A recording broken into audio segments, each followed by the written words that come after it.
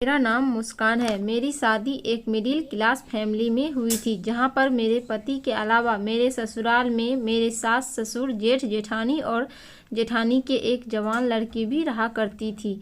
मेरे ससुराल में किसी चीज़ की कोई कमी नहीं थी। शादी को हो जाने के बाद जब मैं अपनी ससुराल आई तो बहुत ज़्यादा खुश रहने लगी थी। हर रात मेरे ससुर मेरी कमर पर मूव लगाता था, जिसे लगाने के बाद मुझे बड़ा सुकून मिलता और सुकून भरी नींद आती थी। लेकिन सुबह होती तो मेरा पूरा शरीर सूजा हुआ होता था और मेरे पूरे शरीर पर लाल रंग के निशान लगे होते थे। आखिर ये निशान कैसे होते थे?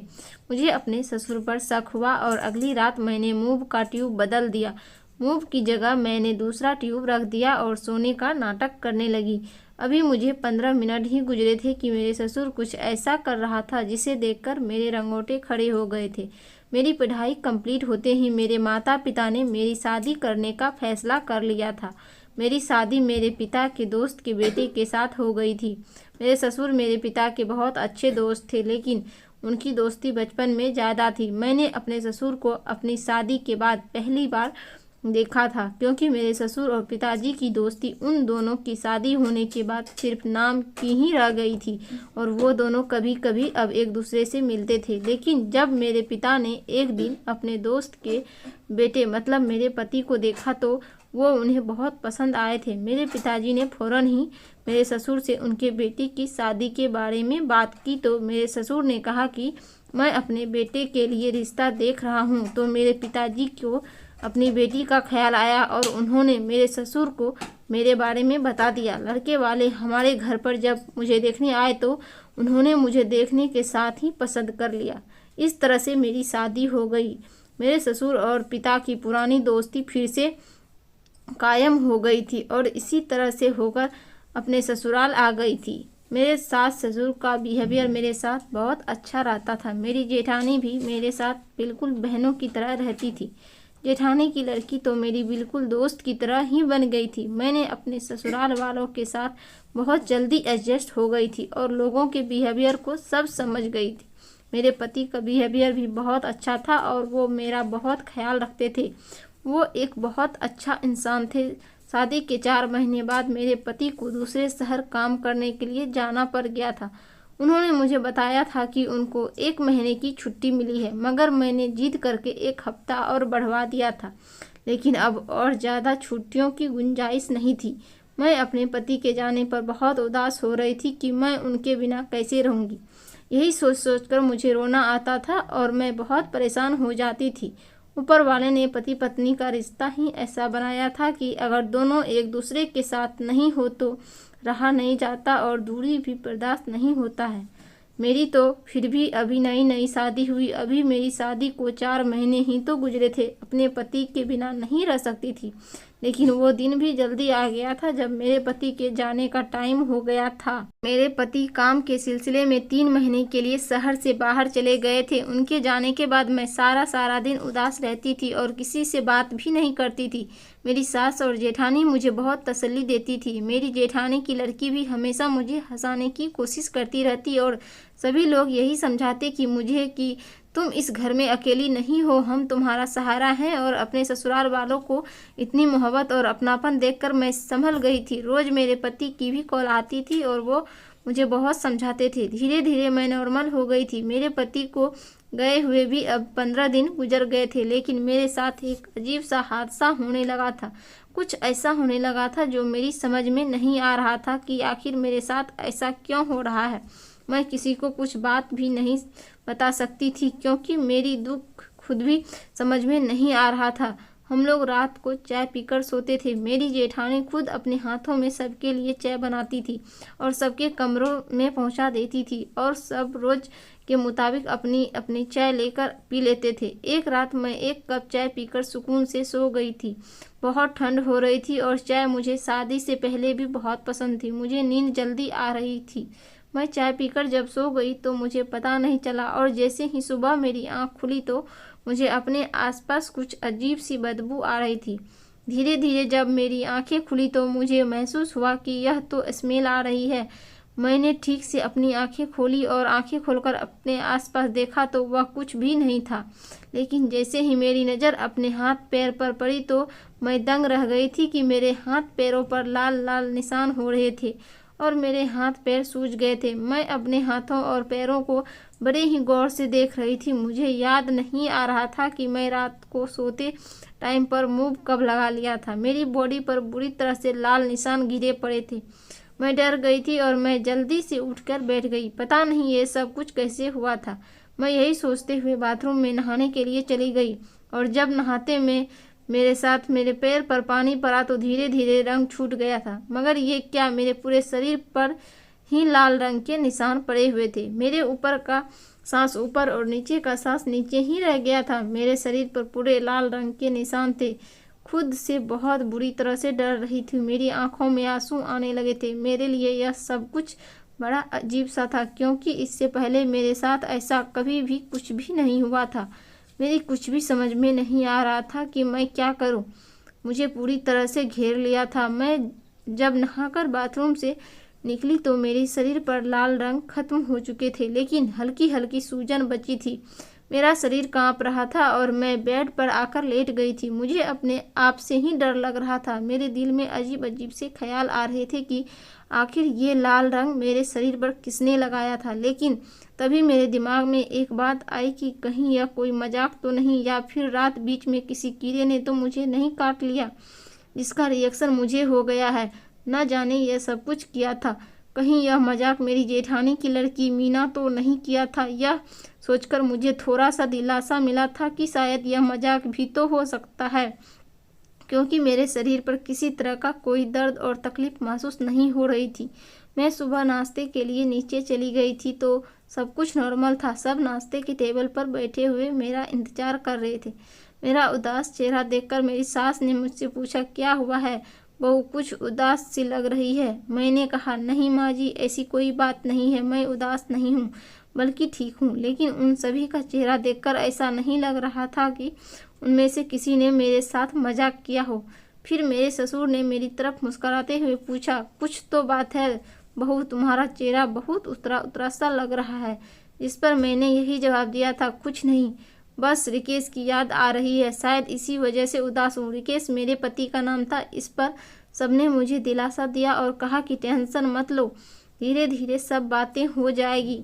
मैं सब लोगों से यह सवाल करना चाहती थी कि आखिर किसने मेरे साथ पैरों पर वह लाल रंग का निशान लगाया था। मेरे हाथों पर अभी हल्के से निशान रह गए थे और बाकी सारे निशान शरीर से गायब हो गए थे। मैं तो लोगों से कुछ पूछ भी नहीं सकी, बल्कि वही लोग मुझसे सवाल जवाब करने लगे। मेरे हाथों पर निशान देखकर मेरी जेठानी की लड़की मुझसे पूछने लगी, चाची जी, आपने अपने हाथों पर लिपस्टिक लगाई है, ऐसा लग रहा है शायद आपसे लिपस्टिक ठीक से नहीं लगी होगी, इसलिए आपने उसे अपने हाथों से छुड़ाने की कोशिश की, तभी तो आपके हाथों पर निशान लग गए। उसकी बात सुनकर तो मुझे पक्का यकीन हो गया था कि ये काम इनमें से किसी का नहीं है। मैं बस मीना की बात पर मुस्कुरा दी थी। उसके बाद कुछ दिनों तक तुम मेरे साथ ऐसा कुछ नहीं हुआ था। मेरी सास की तबीयत खराब रहने लगी थी और सब लोगों का ध्यान उनकी तरफ ही रहता था। मगर फिर एक दिन वही हुआ जिसका हमें डर था। मेरी सास की तबीयत ठीक नहीं हो पाई थी और वो देखते ही देखते हमें दुनिया से छोड़कर जा चुकी थी। मेरी सास बहुत अच्छी औरत थी। मेरी सास जितने भी दिन रही थी उन्होंने कभी भी मेरे साथ गलत बिहेव नहीं किया था और ना ही कभी अपनी बड़ी बहू के साथ किया था। हम दोनों बहुएं ही अपने सास से बहुत प्यार किया करते थे और वो भी हमें अपनी बेटियों जैसी समझती थी। मेरे साथ की बेटी को नहीं थी, लेकिन उन्होंने अपनी बहू को बेटियों की तरफ ही प्यार किया था। उनकी मोहब्बत आज तक मेरे दिल में ताज़ा है, लेकिन शायद उनकी ज़िंदगी इतनी ही लिखी हुई थी। मेरी सास की मौत पर मेरे पति भी घर वापस आ गए थे और मैंने अपने पति को काफ़ी सहारा और मोहब्बत दी, क्योंकि वह अपनी माँ की अचानक मौत पर बहुत ज़्यादा दुखी हो गए थे और सदमे की हालत में चले गए थे। लेकिन उन्हें अपने काम पर एक दिन वापस भी जाना था। मेरी सास की मौत के 10 दिन बाद मेरे पति वापस चले गए थे। मैं वह भूल चुकी थी जो मेरे साथ पहले हुआ था। वो बात तो मेरे दिमाग से बिल्कुल ही निकल गई थी कि वह लाल निशान और मूव की स्मेल वाला वाकई मेरी सास की मौत के बाद घर में मायूसी का माहौल छा गया था। दुख तो दिल में था ही, लेकिन जाने वाले के साथ सब कुछ नहीं रुकता। सब धीरे धीरे अपने रूटीन पर वापस आ गए थे। मेरी कमर में बहुत दर्द हो रहा था। मेरे ससुर ने जब मेरी शक्ल देखी तो पूछने लगे, क्या हुआ है बहू, तबीयत तो ठीक है तुम्हारी? मैंने अपने ससुर जी से कहा कि कुछ नहीं, बस आज मेरी कमर में बहुत दर्द हो रहा है। मेरे ससुर जी मेरे पास आकर बैठ गए और मेरे सर पर हाथ फेरकर कहने लगे, बहू बुरा ना मानूं तो एक बात कहूँ, मैं तुम्हारी कमर पर मूव लगा देता हूँ, जिससे तुम्हारी कमर का दर्द बिल्कुल ठीक हो जाएगा। अपने ससुर की बात सुनकर मुझे बहुत झिझक महसूस हो रही थी और मैं कहने लगी, नहीं मैं खुद लगा लूँगी, आपको लगाने की कोई ज़रूरत नहीं। लेकिन वह हंसकर कहने लगे, इसमें क्या बुरी बात है, तुम भी तो इस घर की मेंबर हो, इतना तो मैं तुम्हारे लिए कर ही सकता हूँ।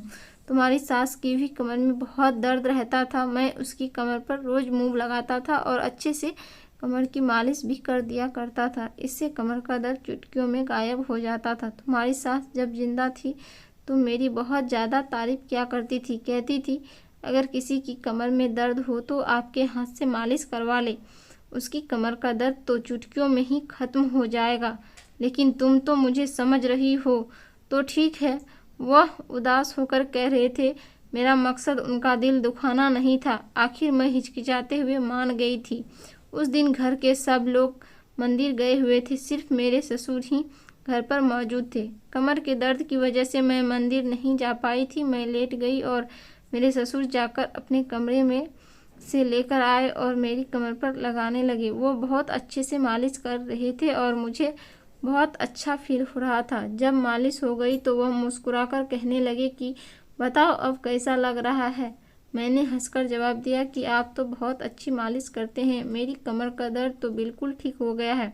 वो कहने लगे, अब देखो मैं इसी मूव से तुम्हारे पैरों की मालिश करता हूँ, तुम्हारे पैरों को बहुत अच्छा महसूस होगा और तुम्हें बहुत आराम मिलेगा। इससे पहले मैं कुछ कह पाती, उन्होंने अपने हाथों से मेरे पैरों पर मालिश करना शुरू कर दिया। मैं हिचकिचाते हुए खामोश हो गई थी। उस मूव की खुशबू बहुत टेस्टी। मेरे ससुर मालिश करके जा चुके थे और सब लोग भी मंदिर से घर वापस आ गए थे। मुझे बहुत सुकून मिल गया था, इसलिए मैं अपने कमरे में जाकर लेट गई थी और मुझे बड़ी अजीब सी मदहोशी छा रही थी। इतना ज़्यादा आराम और सुकून मिल रहा था कि मुझे नींद आ गई और मैं कब गहरी नींद में चली गई मुझे पता ही नहीं चला। मुझे बहुत अच्छी और सुकून भरी नींद आ रही थी। उस रात मैं बड़ी सुकून से सोई थी। आंखें जब खुली, जब मुझे कमरे में किसी के होने का एहसास हुआ था, मैंने चाहा कि आंखें खोलो, लेकिन मुझ पर कुछ छाई हुई थी कि मैं अपनी आंखें खोलकर देख भी नहीं पा रही थी। लेकिन जब सुबह हुई तो फिर से बुरी तरह से डर गई थी। कई बार मैंने खुद को होश में लाने की कोशिश की, लेकिन फिर वही हुआ था जिसको देखकर मैं दोबारा से डर गई थी। मेरे हाथों और पैरों पर लाल रंग के निशान थे और मूव की स्मेल इस तरह से आ रही थी जैसे मूव की मालिश रात नहीं बल्कि अभी थोड़ी देर पहले ही की गई हो। लेकिन मुझे अच्छी तरह से याद था कि मूव की मालिश तो रात को ही की गई थी। फिर कमरे में तेज स्मेल कहाँ से आ रही थी मुझे याद आया, और जब मैंने बाथरूम में जाकर अपना पूरा शरीर चेक किया तो मेरे पूरे शरीर पर लाल रंग के निशान पड़े हुए थे। एक बार फिर से मेरे साथ वही हादसा हुआ था और दुखा नहीं था। आखिर मैं हिचकिचाते हुए मान गई थी कि उस दिन घर के सब लोग मंदिर गए हुए थे, सिर्फ मेरे ससुर ही घर पर मौजूद थे। कमर के दर्द की वजह से मैं मंदिर नहीं जा पाई थी। मैं लेट गई और मेरे ससुर जाकर अपने कमरे से लेकर आए और मेरी कमर पर लगाने लगे। वो बहुत अच्छे से मालिश कर रहे थे और मुझे बहुत अच्छा फील हो रहा था।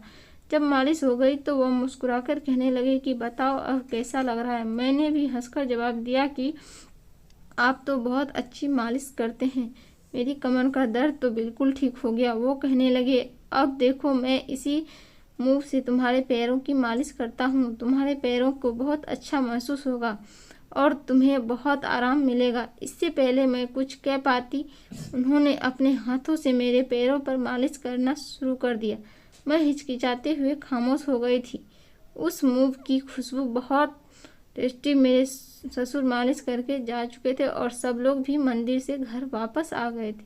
मुझे बहुत सुकून मिल गया था, इसलिए मैं अपने कमरे में जाकर लेट गई थी और मुझे बड़ी अजीब सी मैं रोने लगी थी। मैंने उन लाल रंग के निशानों को छुटाने के लिए अपने शरीर पर पानी डाल लिया था और नहाने लग गई थी। मैं बुरी तरह से डर गई थी कि ऐसा कैसे हो सकता है। आखिर यह लाल रंग के निशान मेरे हाथ पर और पूरे शरीर पर कैसे आ जाते हैं? ये निशान कौन लगाता है जिसका मुझे एहसास भी नहीं होता? मेरे दिमाग में अजीब अजीब तरह के ख्याल आ रहे थे कि शायद ही किसी और का काम है जो यह सब कुछ मेरे साथ हो रहा है। मुझे वैसे भी बहुत डर लगता था। मैं शुरू से ही डरपोक रही थी। जब मुझे पता चला कि यह काम किसी आदमी का है तो मैं बहुत ज़्यादा डर गई थी। मुझे तो अपने आप से ही डर लगने लगा था, यह सोचकर कि मेरे जाने के बाद कौन मेरे साथ मेरे पैरों पर यह लाल रंग लगा देता है और मुझे खबर तक नहीं होती। यहाँ तक कि मेरे पूरे शरीर पर लाल रंग के निशान होते हैं। आखिर मेरे शरीर पर निशान लगाता है। जब मैं बाथरूम में जाकर निशान को छुटाने की कोशिश करती तो वो छूट भी जाते थे और कोई कोई निशान हल्का हल्का रह जाता था। मेरा दिल चाहता कि मैं इस बारे में अपने पति को बताऊं कि आखिर मेरे साथ ऐसा कैसे हो सकता है। यह सब सोच सोच कर मेरे सर में बहुत दर्द होने लगा था और मेरी तबीयत भी खराब होने लगी थी। मैं काम से फ्री होकर अपने कमरे में आकर लेट गई और दवाई खाने लगी थी। जैसे ही मैंने दवाई खाने के लिए डोर खोली तो उसमें मूव के पैकेट भी पड़े हुए थे। काफ़ी सारे ट्यूब रखे हुए थे। उसमें मुझे पता चल गया था कि वही मूव के पैकेट हैं जिसकी खुशबू मेरे कमरे में आती है। लेकिन सोचने वाली बात यह है कि इतने बहुत सारे मेरे कमरे में कहाँ से आ गए थे। मेरे पास तो सिर्फ एक ही मूव का ट्यूब था। मैं तो कभी इतने ढेर सारे नहीं लेकर आई थी और न ही मैंने इतना ज़्यादा मूव कभी इस्तेमाल किया था।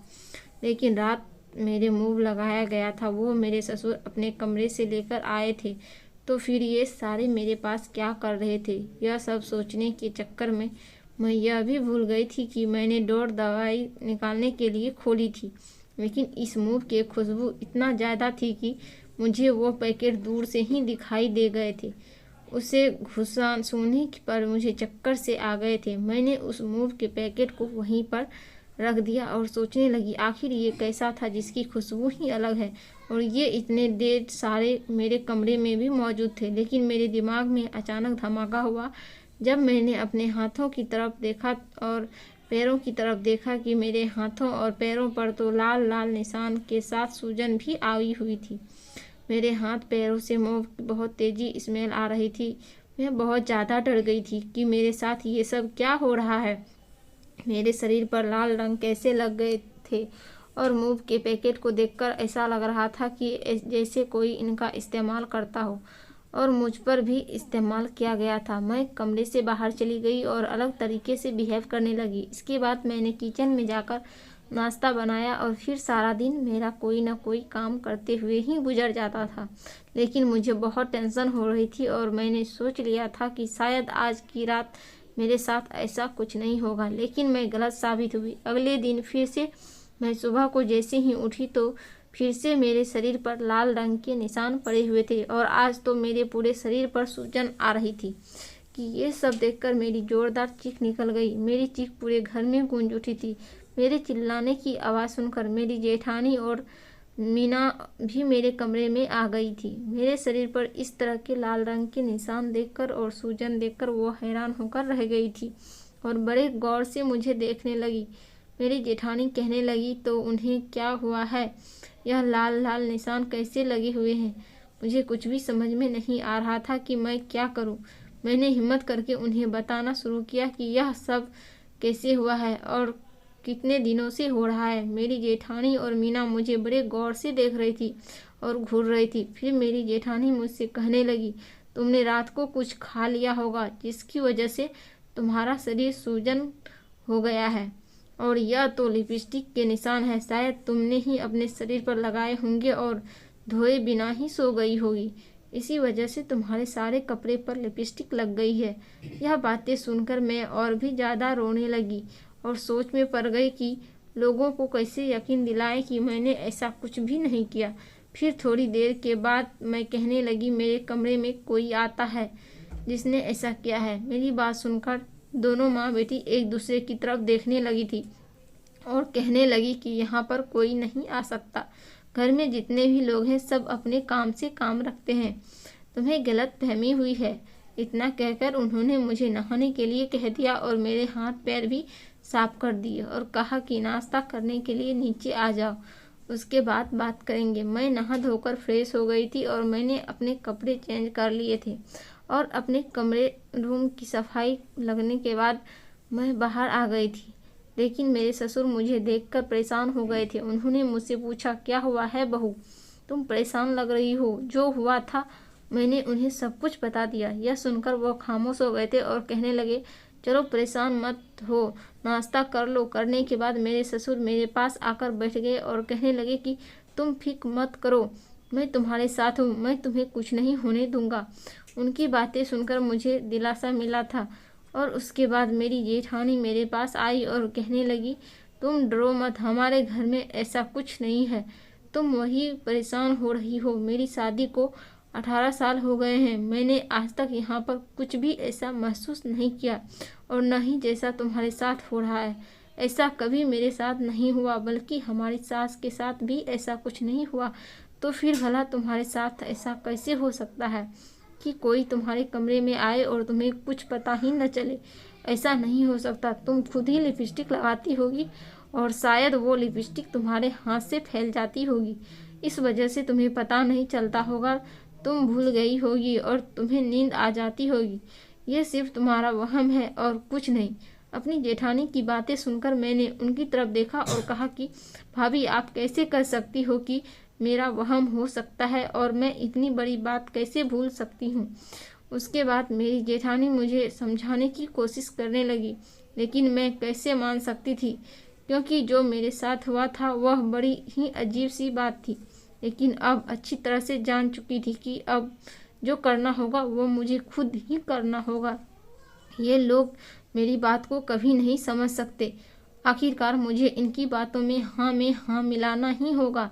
मैं रोज़ की तरह अपने कामों में बिजी हो गई थी। अगले दिन मैं सुबह उठी तो फिर से वही सब मेरे साथ हुआ था जो होता आ रहा था। मेरे शरीर पर लाल निशान मौजूद थे और कमरे से बहुत तेज मुंह के स्मेल आ रही थी। मगर आज मुझे हैरानी नहीं हुई थी, बल्कि मुझे बहुत गुस्सा आ रहा था। अब मुझे किसी भी हाल में इस सच्चाई का पता लगाकर ही रहना था कि फिर मेरे साथ ऐसा क्यों हो रहा है और ये सब कुछ कौन कर रहा है। कौन है इस हरकत के पीछे जो बार बार मुझे परेशान करता है। मैंने कुछ सोचा और फिर डोर खुला जहाँ पर अब तक मूव के पैकेट मौजूद थे। मेरे दिमाग में एक बात आई थी कि मूव वही तो नहीं जिसकी वजह से मुझे बेहोश होकर जाती है। इस मूव को कुछ तो गड़बड़ है। मैं तो सोच समझ कर ही नहीं सकती थी, मगर अब राज खुलने वाला था। मैंने जल्दी से 2 पैकेट मूव मंगवाए और जो पैकेट मेरे पास रखे हुए थे उन्हें मैच करके देखा। दोनों में काफ़ी डिफरेंस आ रहा था। मार्केट से मंगाया हुआ मूव कोई और था और जो मेरे रूम में रखा हुआ था वो और था। फिलहाल मैंने जो मूव के पैकेट मेरे ड्रॉर में रखे हुए थे वो वहाँ से हटा दिए और जो मैंने मार्केट से मंगाए थे मैं रख दिए। न जाने यह अजीबोगरीब हरकत कौन कर रहा था। मुझे यह सब जानना था। जैसे तैसे रात करीब आ रही थी। सच्चाई जानने का इंटरेस्ट मुझ में और भी ज़्यादा बढ़ता जा रहा था। आखिर रात हुई। सब लोगों ने एक साथ मिलकर खाना खाया और सब अपने अपने कमरों में सोने के लिए चले गए थे। ऐसे ही कमरे में गई तो मैं जानबूझकर सोने का नाटक करने लगी थी, क्योंकि आज मुझे हर हाल में उस इंसान का पता लगाना था जो मेरे साथ रोज रात को ऐसा कर रहा था। आज की रात मुझे सोना नहीं था, बल्कि जागकर सारी सच्चाई का पता लगाना था। रात के 12 बज चुके थे। तभी अचानक मेरे कमरे का दरवाज़ा खुला और मेरे ससुर मेरे कमरे में आए और मैं चुपके से आंखें खोलकर सब कुछ देख रही थी। मेरे ससुर जब अंदर आए तो उनके हाथ में थैला था। उनका इतना अजीब तरीके से कमरे में आना मुझे बड़ा ही अजीब लग रहा था। आखिर इस टाइम उनके इस कमरे में क्या काम हो सकता है और वो किस मकसद से मेरे कमरे में आए थे। लेकिन तभी मुझे एक आदमी के बोलने की आवाज़ आने लगी। मेरे ससुर के साथ कोई दूसरा इंसान भी मौजूद था। मेरे किसी तरीके से आँख खोलकर देखना चाहा तो मेरे ससुर के अलावा एक आदमी भी कमरे में उनके साथ आया हुआ था, जिसका हुलिया बहुत ही अजीबोगरीब सा था। यह तो कोई जादू टोना करने वाला तांत्रिक बाबा लग रहा था। मुझे अपने कमरे में उन दोनों को इस तरह से देखकर बहुत ज़्यादा डर लग रहा था, लेकिन खुद पर कंट्रोल कर रही थी। मेरे दिमाग में अजीब अजीब तरह के ख्याल आने लगे थे। तभी वो आदमी मेरे सामने आकर बैठ गया था। मैंने अपनी एक्टिंग को जारी रखा था और बिल्कुल ऐसे एक्टिंग कर रही थी जैसे मैं बहुत गहरी नींद में सो रही हूँ। मेरी आंखें बंद थी और उसने मेरे ससुर से कुछ कहा और ससुर उसकी बात को मानते हुए मेरे बराबर में आकर बैठ गए और निकाल कर मेरे पैरों पर लगाने लगे थे। शायद ये वही मूव लगा रहे थे जो मैंने ड्रॉ में रखा था। उसके थोड़ी देर बाद धीरे धीरे मेरे ससुर मेरे पूरे शरीर पर मलने लगे। मुझे खूब तेज मूव की स्मेल आ रही थी। सब कुछ अच्छी तरह से महसूस कर रही थी। मेरा दिल चाह रहा था कि मैं उठकर बैठ जाऊं और अपने ससुर को एक जोरदार थप्पड़ लगा दूं, क्योंकि वो मेरी साड़ी के हाथ डालकर मेरे सारे शरीर पर मल रहे थे। मन तो कर रहा था कि जोर से चिल्लाई और घर में चिल्ला चिल्ला कर सबको उठाकर बता दूं कि आखिर ये लोग मेरे साथ ऐसा क्यों कर रहे हैं और क्यों कर रहे हैं, लेकिन मैं अभी ऐसा कुछ नहीं कर सकती थी।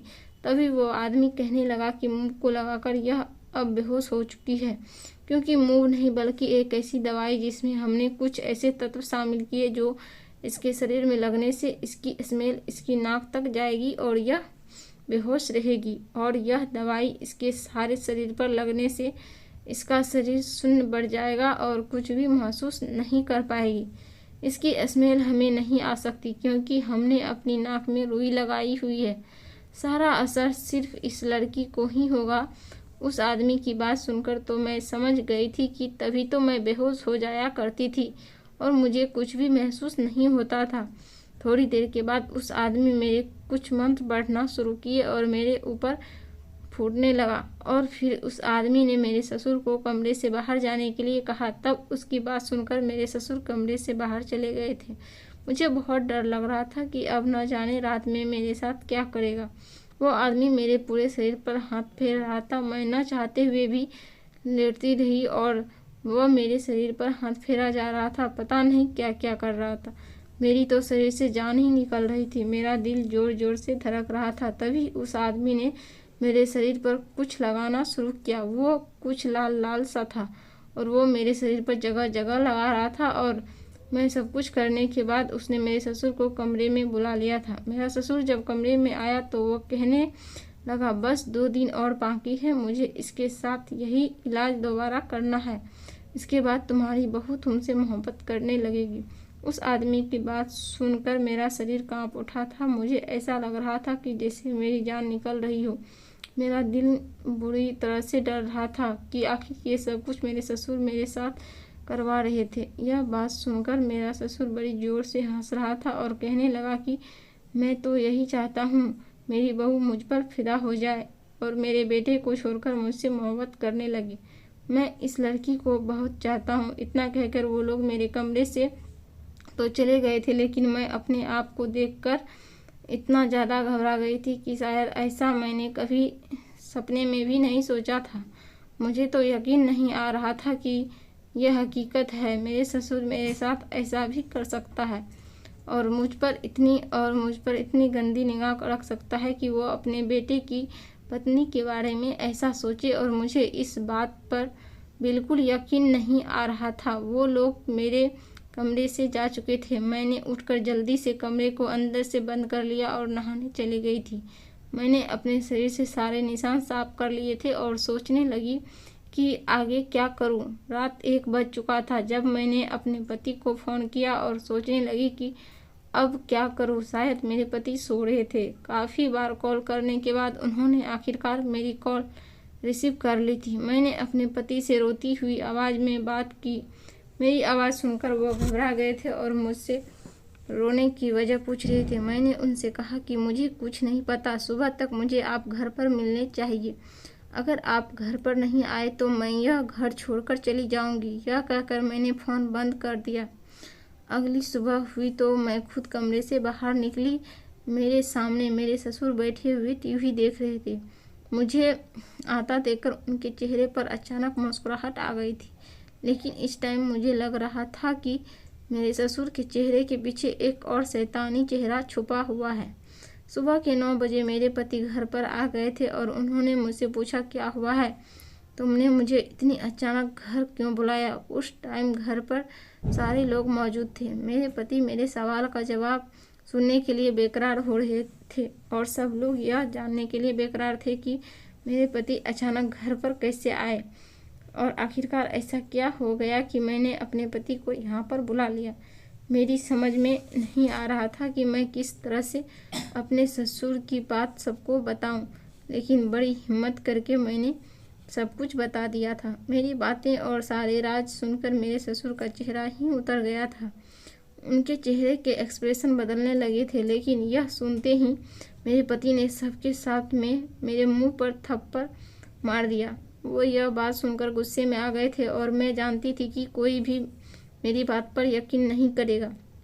तभी अचानक मेरे ससुर बोल पड़े कि तुम्हारी पत्नी मुझ पर कैसा इल्ज़ाम लगा रही है। मेरे पति मेरा हाथ पकड़कर मुझे घर से बाहर निकालने लगे थे जब मैंने उन्हें सबूत दिखाने के लिए कहा, और फिर हाथ छुड़ाकर अपने कमरे में भागकर आ गई और जल्दी से उन्हें वह कैमरा दे दिया जिसमें मैंने रात की सारी हरकत रिकॉर्ड कर ली थी, जिसमें मेरे ससुर और वो आदमी मेरे कमरे में आया था। वो लोग मेरे साथ जो भी कर रहे थे वो सब कुछ इस कैमरे में रिकॉर्ड हो चुका था।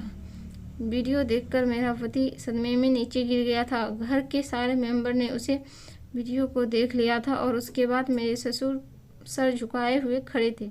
मेरे ससुर मेरे और मेरे पति के पैर पकड़कर माफ़ी मांगने लगे और कहने लगे, मुझे माफ़ कर दो, मैं बहू की खूबसूरती में बह गया था। जिस दिन से यह शादी करके आई है मैंने इसको बहुत पसंद कर लिया था, इसलिए मैं तांत्रिक बाबा से इसकी ऊपर जादू टोना करवा रहा था। फिलहाल जो भी हुआ था अच्छा नहीं हुआ था। सब घर वालों के सामने मेरी इज्जत को तार तार कर दिया गया था। एक तरफ मेरे पति की पत्नी थी, दूसरी तरफ उनके पिता थे। पति अपने बूढ़े पिता को तो इस बुढ़ापे में घर से बाहर नहीं निकाल सकते थे, इसलिए वो मुझे ही अपने साथ दूसरे शहर लेकर चले गए जहाँ पर वह काम किया करते थे। लेकिन मेरे पति ने अपने पिता से सारे संबंध खत्म कर दिए थे। ये सब हालात देखकर मेरी जेठानी ने भी अलग घर ले लिया था।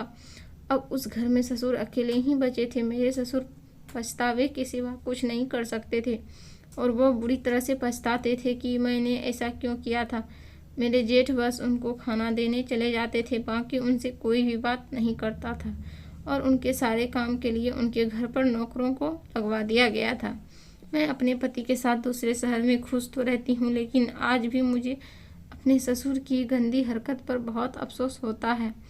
बल्कि वह मूव नहीं होता था, बल्कि उसके अंदर कोई गलत दवाई होती थी जो मेरे शरीर पर लगाने के बाद उसे मेरा शरीर शून्य हो जाता था और वो तांत्रिक बाबा मेरे शरीर के सारे हिस्से पर लाल रंग लगा दिया करते थे।